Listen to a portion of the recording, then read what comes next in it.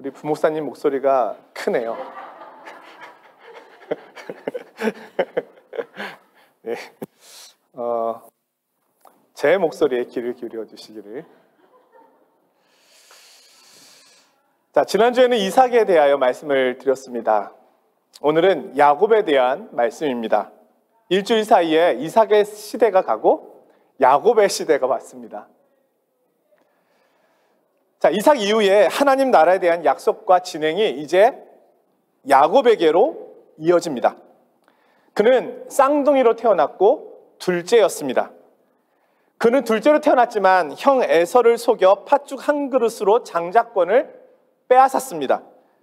그리고 눈이 흐려진 아버지 이삭을 속여서 에서인 양 장자의 축복을 받아내었습니다. 그리고 야곱은 형 에서의 분노가 두려워 멀리 도망갑니다. 그때 하나님께서 야곱에게 나타나셔서 아브라함과 이삭에게 주셨던 약속을 주십니다. 나는 너의 할아버지 아브라함의 하나님이요 너의 아버지 이삭의 하나님이다. 너에게 땅을 줄 것이다. 후손을 줄 것이다. 너를 지키고 보호하여 줄 것이다. 그리고 너와 동행하여 줄 것이다. 이 약속을 받고 야곱이 도망하여 도착한 곳은 어머니 리브가의 고향인 밧단 아람이었습니다. 그는 그곳에서 20년을 있게 되는데요. 그 시간이 순탄하지 않습니다. 야곱은 밧단 아람에서 자신보다 더 고수 사기꾼인 라반을 만납니다. 외삼촌 라반의 계략에 넘어가서 레아와 라헬 아내가 둘이 됩니다. 그러다가 결국은 아내가 넷이 됩니다. 아내들이 야곱의 사랑을 받기 위하여 서로 경쟁하기 시작합니다. 마치 야곱이 예전에 장자권을 받으려고 에서와 경쟁했던 것처럼. 또한 삼촌 라반은 20년 동안 그가 일한 임금을 주지 않습니다. 그는 야곱의 노동을 착취하였고 수시로 고용 조건을 변경하였고 임금을 체불하였습니다. 야곱은 마치 20년 동안 억울한 종살이를 한 것과 같았습니다. 그런데 하나님께서 이런 상황에서 라반과 야곱의 중재자가 되어주심으로 모든 것을 한순간에 다 갚아주십니다. 그 말씀이 창세기 31장 41절 42절에 나오는데요. 야곱이 라반에게 하나님께서 자신에게 행하신 일에 대하여 말합니다.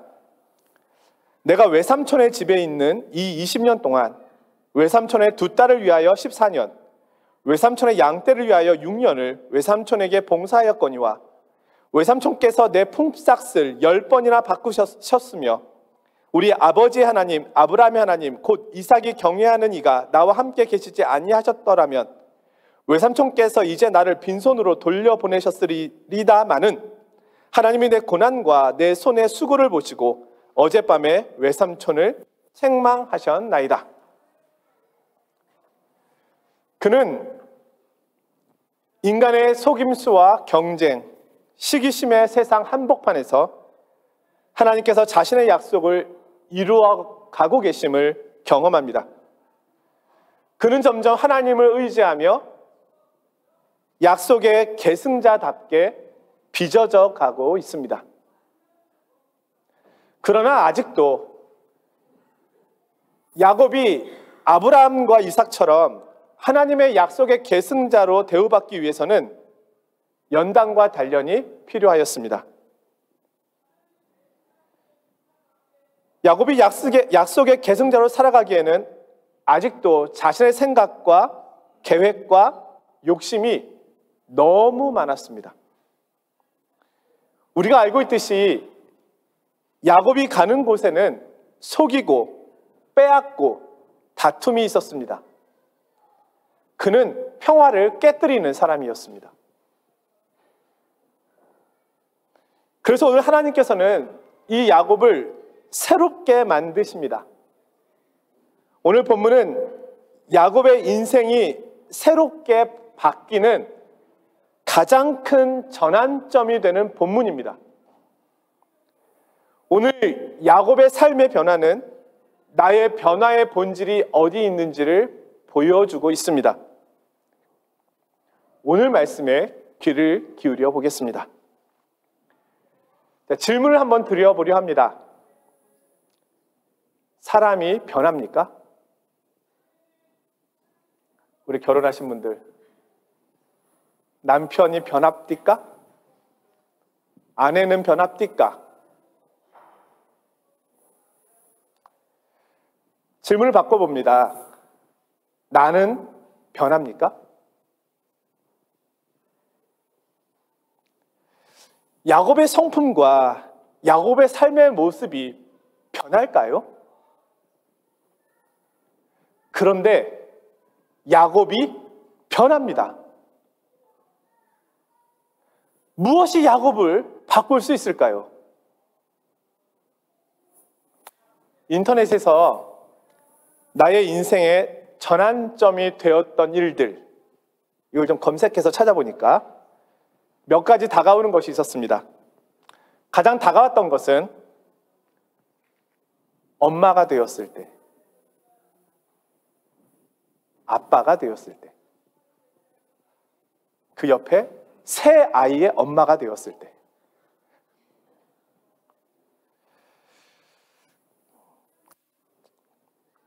그 외에 몇 가지 한 번 더 생각해 보았습니다.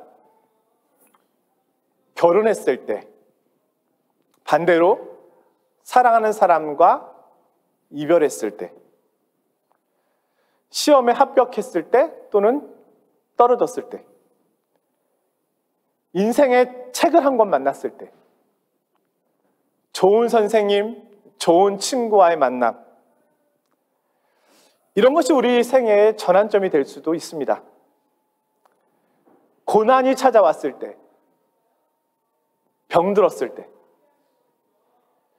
죽을 뻔했을 때, 이런 것도 인생의 전환점이 될 수 있습니다. 그러나 이런 것이 우리에게 변화의 기회를 줄 수는 있겠지만 그것도 한계가 있습니다. 여러분, 죽을 뻔 많이 하시지 않았습니까? 네. 자, 야곱은 이런 것들을 경험했지만 변하지 않았습니다. 야곱은요, 결혼했습니다. 아내만 4명입니다. 자녀는요, 13명입니다. 집을 떠난 지 해외 생활만 20년입니다. 20년 동안 직장 생활을 했습니다. 고난도 경험했습니다. 그런데 야곱은 여전히 야곱입니다. 속이는 자요, 경쟁하는 자요, 다투는 자였습니다. 그는 바뀌지 않았습니다. 그런데 이 야곱이 변합니다. 사람은 변하기가 쉽지 않습니다. 그러나 하나님을 만나면 변합니다. 하나님께서 변화시키지 못할 사람은 없습니다. 오늘 말씀이 우리에게 주는 가장 큰 유익은 우리의 구원이 바로 하나님과의 만남에서 온다는 것을 분명하게 말씀해주고 있기 때문입니다. 하나님만이 나를 변화시키시고 내 인생의 전환점을 주시는 유일한 분이라는 사실입니다. 하나님은 나를 고치시고 나를 새롭게 하십니다.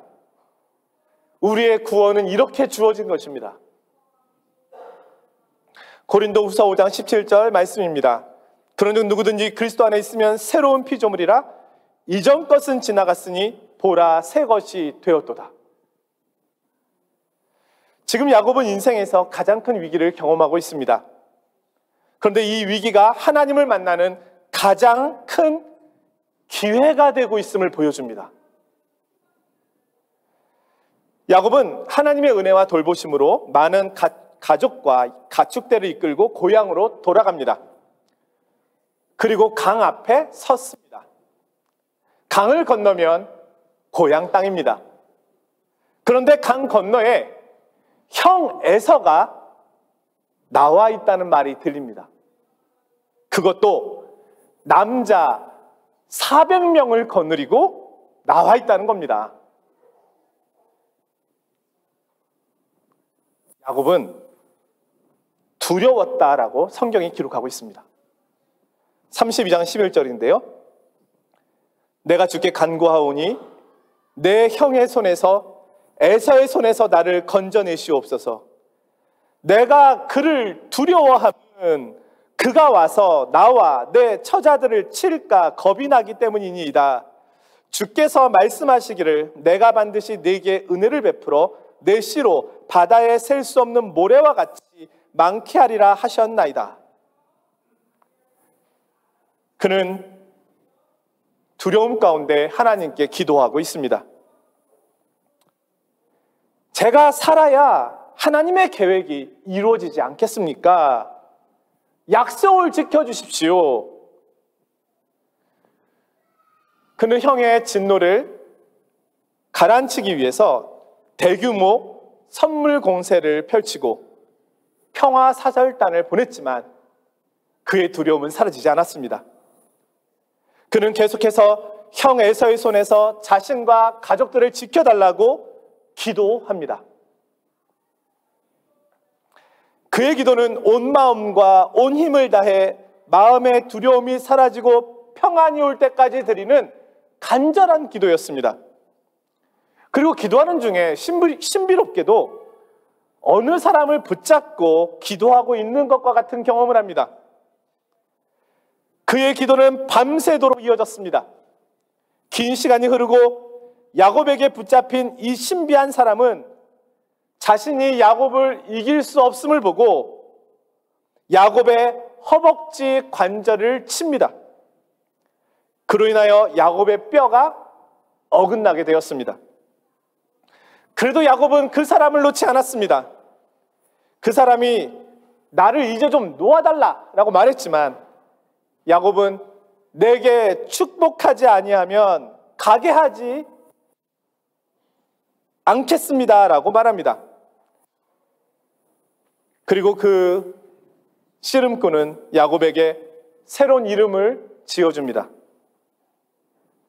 이스라엘.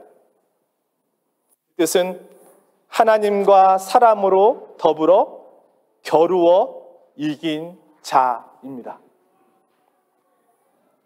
하지만 우리가 볼 때 이긴 것은 야곱이 아닙니다. 야곱은 얻어맞고 씨름을 멈추어야 했습니다. 다리에 힘이 풀렸습니다. 주저앉아야 했습니다. 그런데 그가 이겼다고 말합니다. 왜 이럴까요? 야곱은 정말 이긴 것입니까?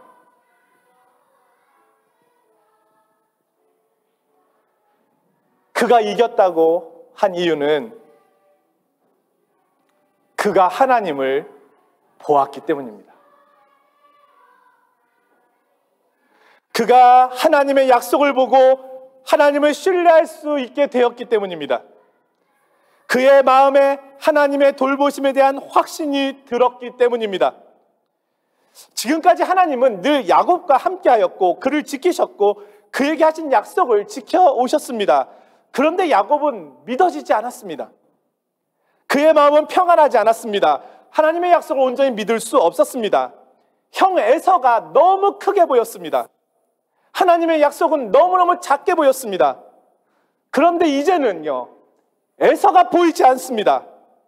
하나님만이 보입니다. 하나님의 약속이 보입니다. 이것이 야곱이 이긴 것입니다.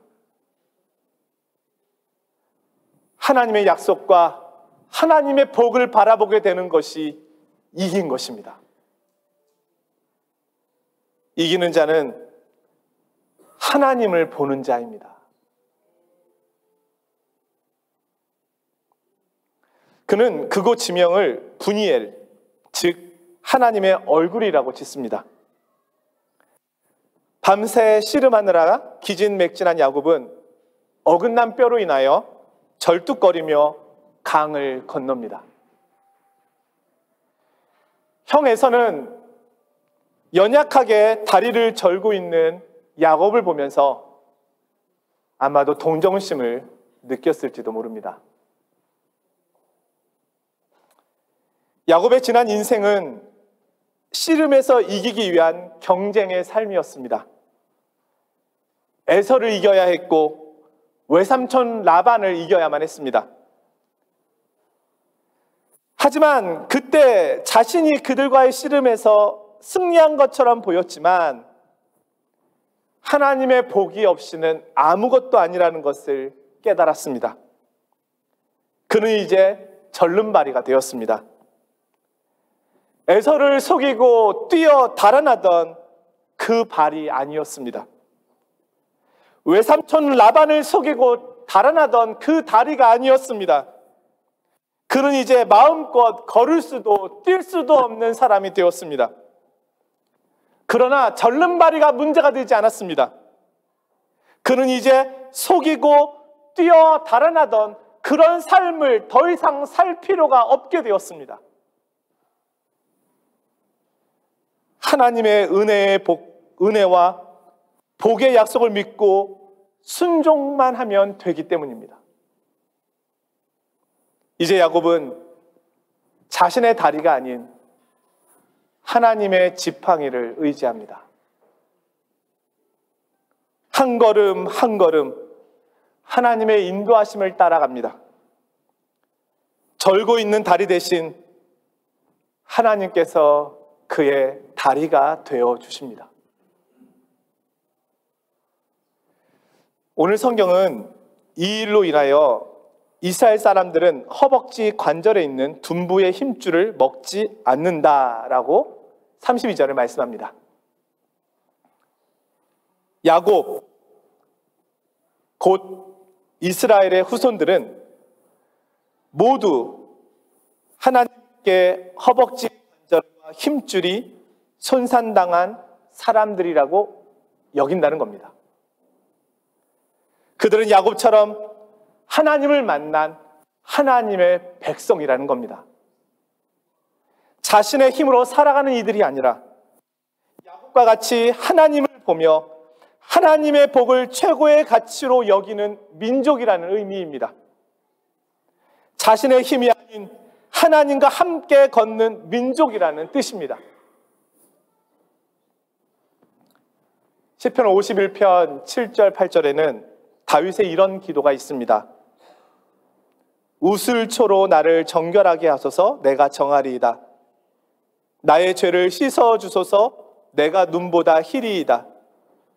내게 즐겁고 기쁜 소리를 들려주시사 주께서 꺾으신 뼈들도 즐거워하게 하소서. 주께서 꺾으신 뼈들도 즐거워하게 하소서. 이것은 다윗이 우리아의 아내를 범한 후에 자신의 죄를 깨닫고 하나님 앞에 드리는 기도입니다. 다윗은 자신이 지은 죄를 고백하면서 자신의 뼈가 꺾여졌다라고 말합니다. 자신의 내면이 깨어지고 부서질 정도로 하나님께 용서를 구하고 있는 것입니다. 하지만 그로 인하여 다윗은 하나님을 다시 뵐 수 있음을 말하고 있습니다. 다윗의 이 기도는 아마도 창세기 32장 야곱의 모습을 떠올리며 기도하고 있는 것일 겁니다. 사랑하는 성도 여러분, 저는 이 야곱의 이 모습을 보면서 저와 교회의 모습을 봅니다. 하나님 앞에서는 연약함이 문제가 아니라 강함이 문제입니다. 우리의 연약함은 하나님을 의지할 수 있는 기회가 됩니다. 하나님께서는 오늘도 우리의 허벅지 뼈를 부러뜨리실 수 있습니다. 절름발이가 되게 하십니다.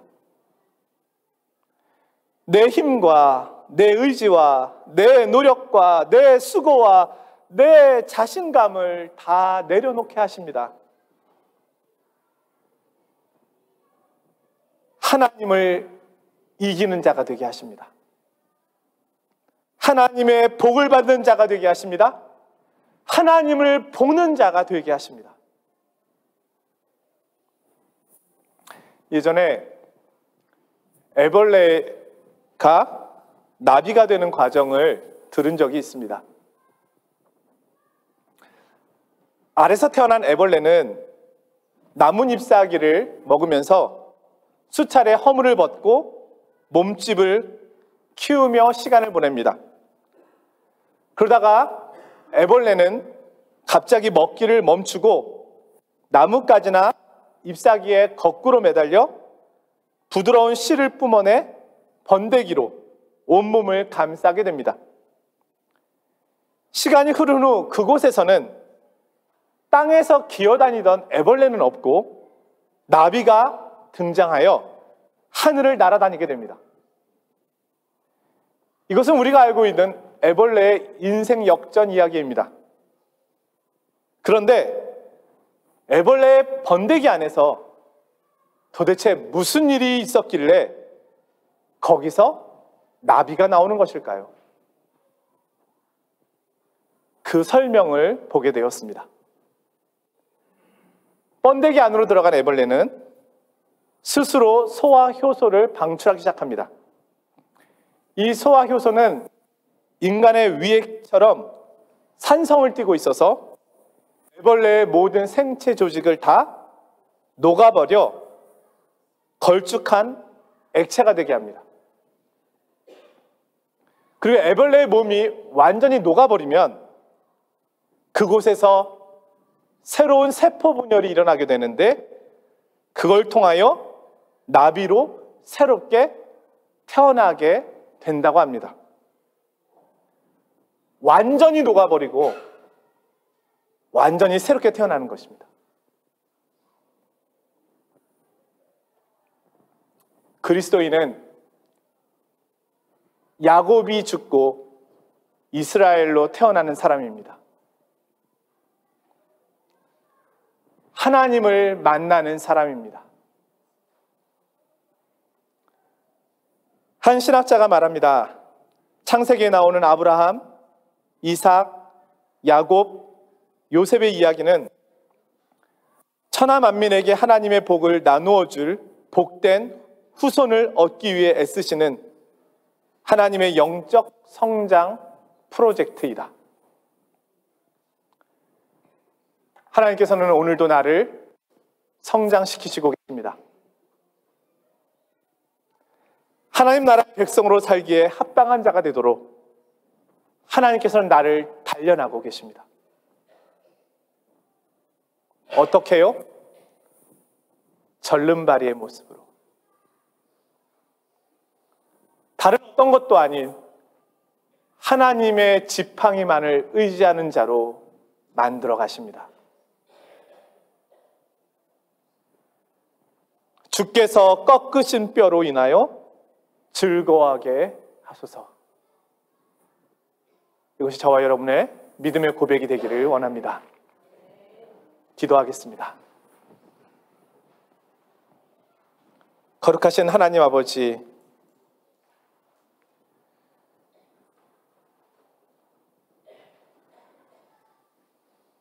자신의 발로 온 힘을 다해 뛰어다녔던 야곱, 그러나 그가 가는 곳에는 다툼과 분열이었습니다. 그의 허벅지가 부러지고 하나님을 만났을 때 그는 예전처럼 뛰어다닐 수 없었지만 아니, 뛰어다닐 필요가 없어졌습니다. 하나님께서 그의 평생의 지팡이가 되어주시고 그는 하나님을 만남으로 새로운 사람이 되었습니다. 하나님, 저희는 변하지 않습니다. 바뀌지 않습니다. 바뀌고 싶어 하지 않습니다. 그러나 하나님께서는 저희들을 바꾸십니다. 하나님, 저희들을 깊이 만나 주시옵소서. 야곱의 삶이 아닌 이스라엘의 삶을 살게 하여 주옵소서.